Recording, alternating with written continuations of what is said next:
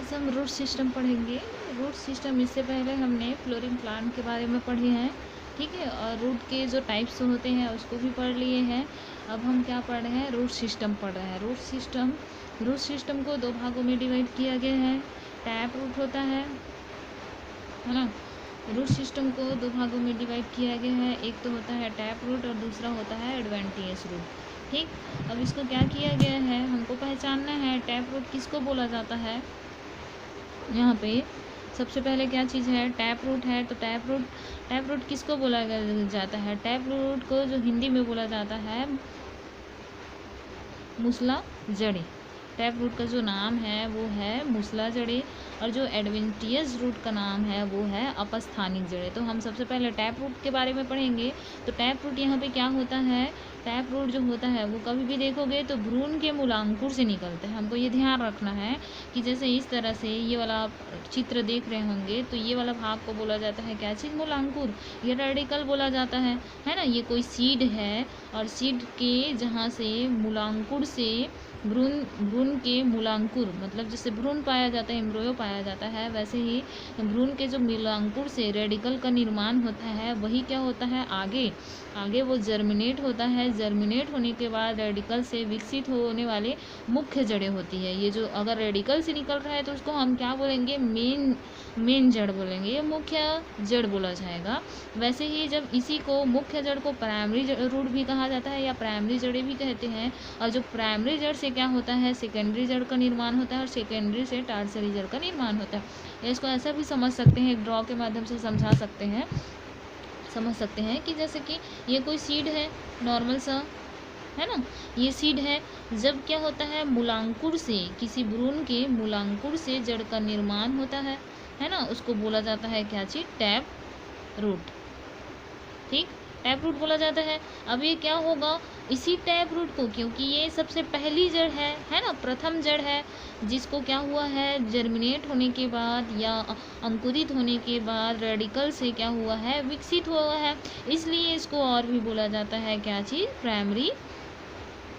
Primary root भी बोला जाता है। मतलब बोल सकते प्राथमिक जड़ें। उसके बाद जब प्राथमिक जड़ें से इस तरह से शाखाएं निकलती है ना, प्राथमिक जड़ें से क्या निकलता है, इसकी शाखाएं निकलती है, उसको हम बोलते हैं सेकेंडरी रूट, या बोल सकते हैं द्वितीयक जड़ें। अब जब द्वितीयक जड़ें से क्या निर्माण होता है, और रूट का निर्माण होता है, तो उसको बोला जाता है टर्शियरी रूट, या बोल सकते हैं तृतीयक रूट भी कहा जाता है।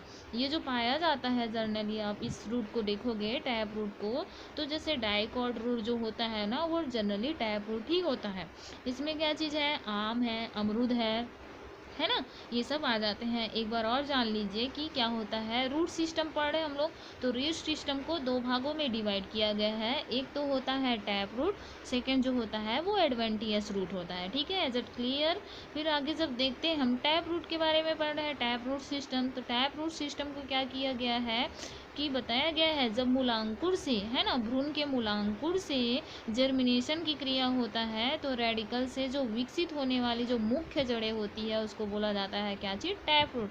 टैप रूट से ही क्या होता है, टैप रूट जो होता है वही क्या होता है, प्रथम जड़ होता है, तो इसलिए उसको प्राथमिक जड़ें बोला जाता है। वैसे ही जब प्राथमिक जड़ से द्वितीयक जड़ें का निर्माण होता है, और द्वितीयक से टर्शियरी रूट का निर्माण होता है, या तृतीयक जड़ें का निर्माण होता है, जो आम है, अमरूद है ना, ये सब चीज़ों में क्या पाया जाता है, टैप रूट सिस्टम पाया जाता है, जिसकी वजह से ये जड़ें जो होते हैं वो ज़मीन से बहुत ज़्यादा मजबूती से बने होते हैं, और उसकी जो जड़ें होती है वो पूरे लंबाई में फैले होते हैं। ठीक है, इस तरह से ये क्या बोला जाता है, इसको टैप रूट कहा जाता है। नेक्स्ट हम लोग देखते हैं क्या चीज़, एडवेंटियस रूट। एडवेंटियस रूट को बोला जाता है अपस्थानिक जड़ें भी कहते हैं। ध्यान रखना, टैप रूट को कहा जाता है मूसला जड़ें, ठीक है, हिंदी में, और एडवेंटियस रूट को कहा जाता है क्या चीज़, अपस्थानिक जड़ें भी कहते हैं। ये जनरली देखोगे तो ये मोनोकोटिलिडनस प्लांट में पाया जाता है जनरली। इसमें क्या होते हैं, जैसे कि जर्मिनेशन के सम टाइम बाद रेडिकल की वृद्धि रुक जाती है। जैसे जर्मिनेशन हुआ तो कुछ टाइम के बाद रेडिकल की वृद्धि रुक जाती है, और जैसे ही क्या होता है, रेडिकल की वृद्धि रुकती है, तो वो उसके जो प्लांकुर वाले भाग से क्या होता है, ऐसे बोल सकते हैं ऐसे घास के समान इसमें जड़ का निर्माण होता है या फाइबर के समान इसमें जड़ का निर्माण होता है, इसी को बोला जाता है क्या चीज, एडवेंटियस रूट या अपस्थानिक जड़ें कहते हैं। ये जो होता है रेडिकल को छोड़कर पौधे के अन्य भाग से क्या होता है, विकसित होता है अपस्थानिक जड़ें। ये भूमिगत गहराई में जनरली ऊपर ही रहता है, ज़्यादा गहराई तक से नहीं जा पाता है। अब क्यों नहीं जा पाता है, क्योंकि इसकी जड़ें जो होती है वो क्या होता है, रेडिकल से निर्मित नहीं होता है। पहली चीज़ें ये मूलांकुर के दूसरे भाग से प्रांकुर के दूसरे भाग से ही विकसित होता है। और तीसरा इसका जो रीजन है वो क्या चीज़ है, इसकी जड़ें जो होती है वो फाइबर के समान होती है। फाइबर मतलब धागे नुमा संरचना के समान होती है, इसलिए इसकी जड़ें ज़्यादा गहराई में नहीं जा पाती है और ना ही इसमें प्राथमिक जड़ें, द्वितीयक जड़ें और तृतीयक जड़ें का निर्माण होता है। तो इसलिए ये ज़मीन के ऊपरी भाग में पाए जाते हैं।